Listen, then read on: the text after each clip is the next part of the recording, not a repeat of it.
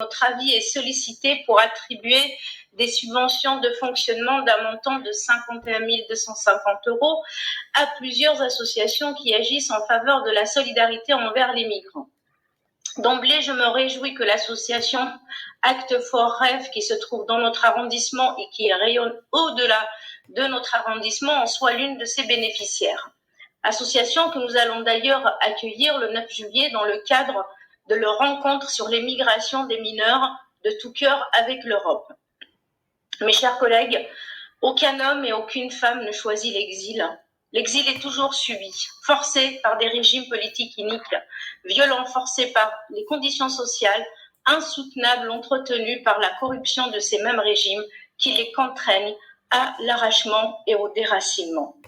Si les langues et les traditions peuvent nous différencier, nous avons en commun l'essentiel, notre commune humanité, qui rapproche celui ou celle qui est considéré comme le lointain. Je sais que nous partageons cette conviction.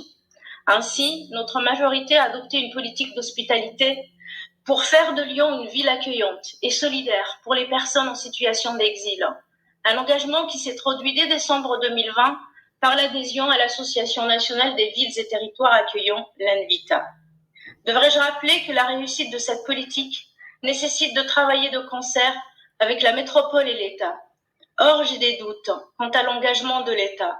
Et le doute confine à l'inquiétude, inquiétude que je voudrais partager avec vous. Nous avons vu l'inertie, l'absence de volonté de l'État à ouvrir ces derniers temps un nouveau lieu d'hébergement pour les mineurs en exil. Mon inquiétude grandit à mesure que des jeunes sortent de plus en plus nombreux de forums réfugiés en charge de l'évaluation de leur minorité sans solution de mise à l'abri. Ce soir même, 15 jeunes n'ont pas de solution d'hébergement ou de mise à l'abri.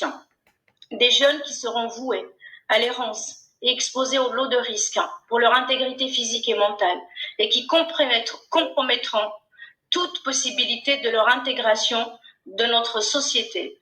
Possibilité qui paraît aussi de plus en plus compromise dans le lieu de mise à l'abri de ces jeunes ouvert dans notre arrondissement par des collectifs d'habitants. Je parle ici du squat chez Jimap, la Chardonnay, rendu inutilisable, hélas, suite à l'incendie qui s'est déclenché dans les parties communes dans la nuit du 11 juin. Je ne voudrais pas conclure sur une note pessimiste, car la politique est l'art de tous les possibles, comme le disait un ancien président de la République qui avait le sens de la formule. Impossible qui affranchit de l'ombre de l'inquiétude que j'appelle de tous mes vœux auprès de nos collectivités, nos majorités.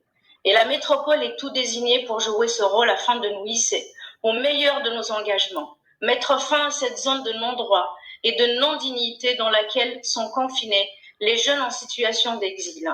Puissions-nous seulement être à la hauteur de nos valeurs.